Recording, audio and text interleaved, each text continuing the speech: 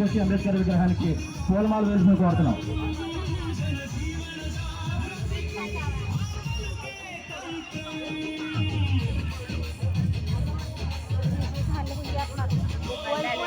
మళ్ళీ ఆర్డర్ వేయాలా?